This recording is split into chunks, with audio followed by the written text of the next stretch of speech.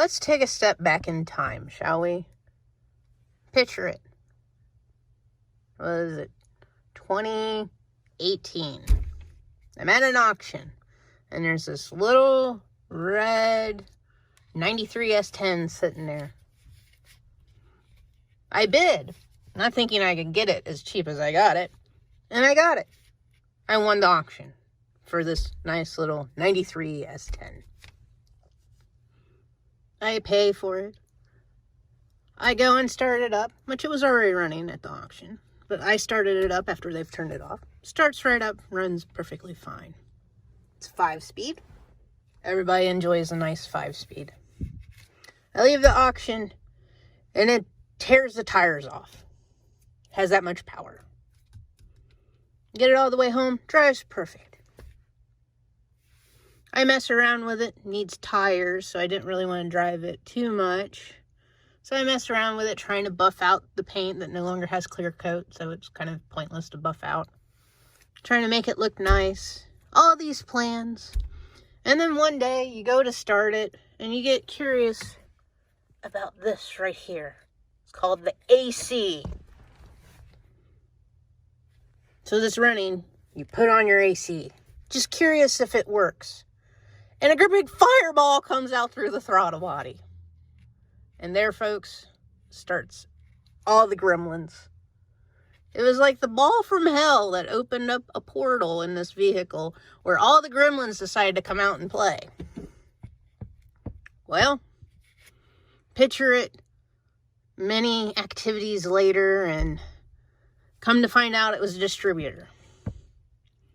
And then it would run and stay running. So I decided to do the timing and all of the other fun things and rebuild the throttle body and make it a good, reliable vehicle. Mind you, when you drove it, you had to leave it set for a minimum of 2 hours before it would start again. But it was reliable. And then one day, it just wouldn't stay running. It kept dying.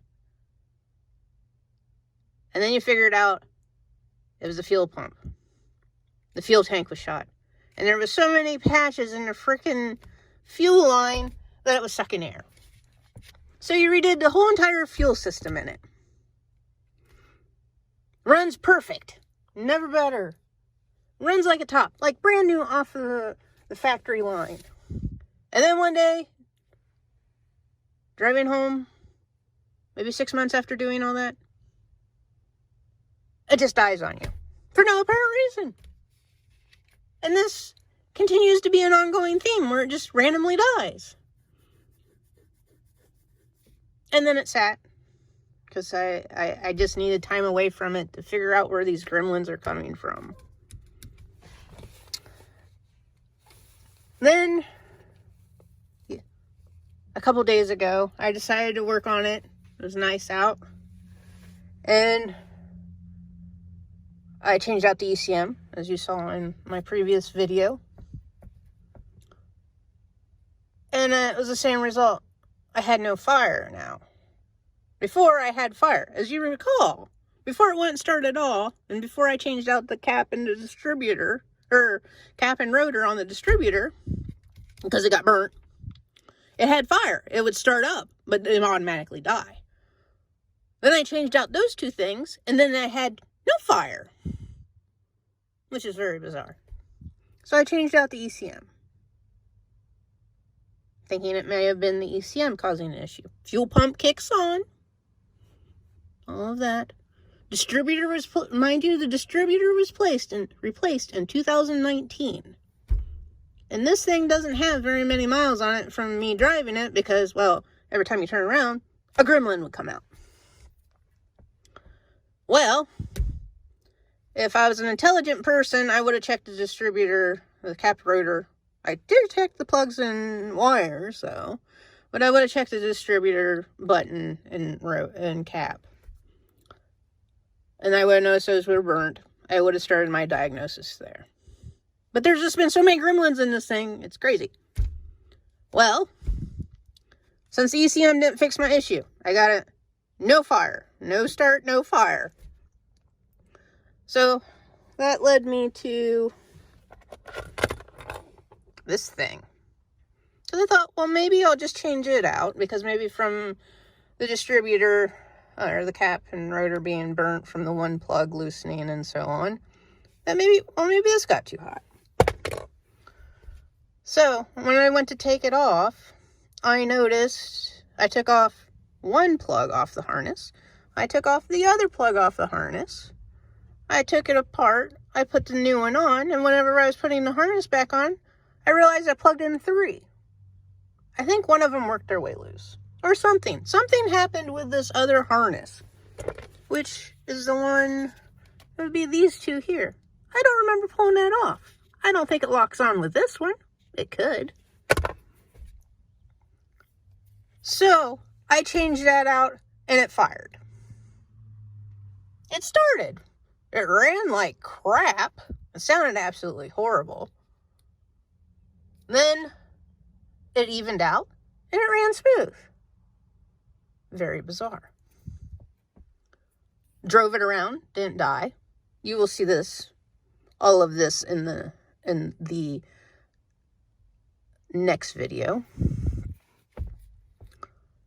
Now, I drove it around, and it wouldn't go over 65, which I found very bizarre. And I still have the other ECM in this.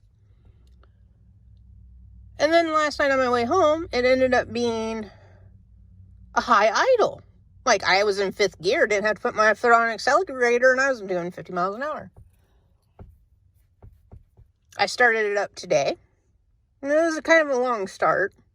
It did start, but it is like 30 degrees colder than what it was 2 days ago. And it still has a little bit of that high idle. So, it starts, it runs. Now I just got to tweak it a little bit more. So, yes, it does run. Yes, it does work. Thinking about changing the ECM back, because obviously that wasn't my problem. And see if my high idle goes away and put it back to the way it was, so then that way I know that if something else crops up, it's not that. So, it runs. Sorta. For the most part. Not confident to drive it 60-mile round trip to work yet. Working on it, though. So there you go. I think we have a runner. So, enjoy the next part of the video.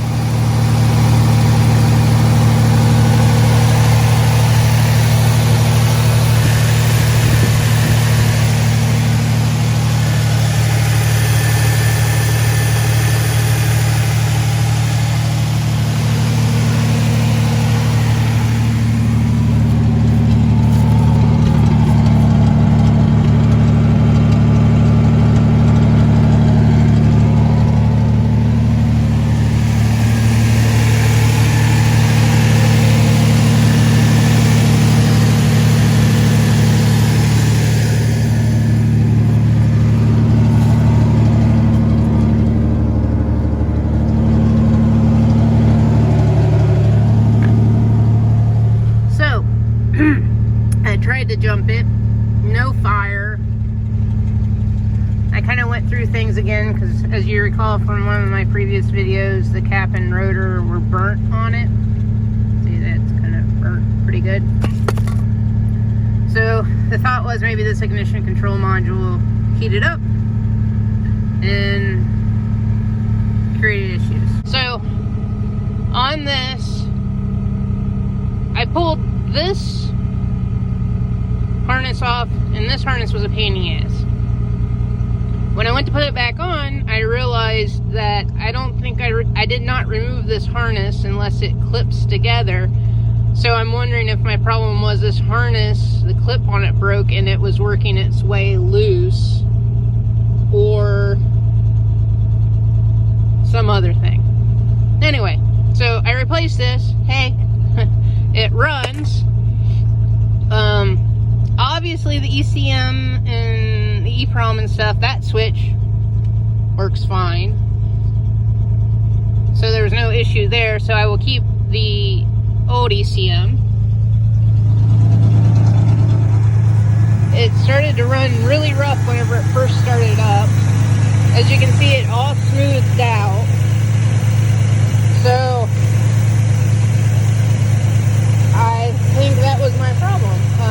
I probably should have checked that, you know, go with the basics first when diagnosing cap rotor. If I would have noticed those were burnt, I probably would have gone to the ignition control modules sooner instead of replacing this other stuff. But we're going to put air in the tires since it's been sitting. I'm going to let it run for a little while longer. Air in the tires, clean up my tools and stuff, and take it out for a drive and around just the neighborhood here and see if it stays running.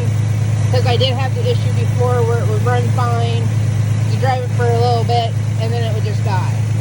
So, drive around the neighborhood a little bit and see what it does, and I'll put my rest of my snorkel back on if everything's good. So yeah, I'm thinking we have a running S10. So, test drive and see whether it's still running. Well, we're driving around the neighborhood, and so far, no hiccups, no bumps, no sputters. We're in third, and everything seems to be going okay.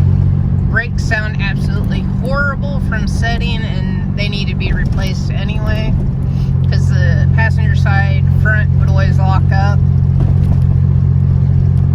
So I guess that'd be my next project, is brakes on the front of this, probably be pads, rotors, and I'll probably end up replacing the calipers on it as well, because, well,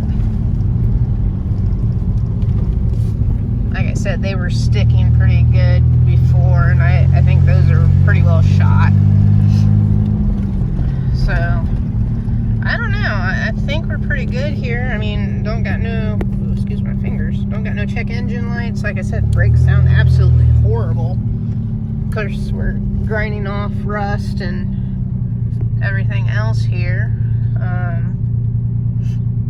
So I think we might be good. So before I drive this thing to work, which I work about 30 miles away from home or more, and it's all interstate,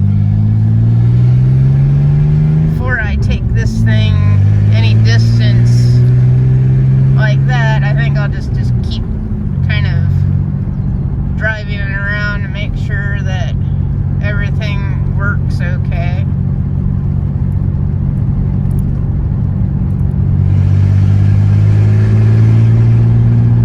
That way it doesn't leave me stranded somewhere. I mean, we're up to operating temperature. Like, it's still got that stupid leaf or some tape in this thing that rattles around in the vents,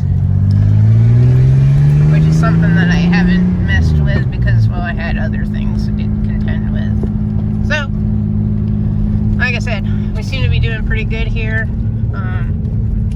Like I said, brakes sound horrible. I know I keep saying that, but grinding brakes just drive me nuts. So, alright. I'll take her back to the driveway there and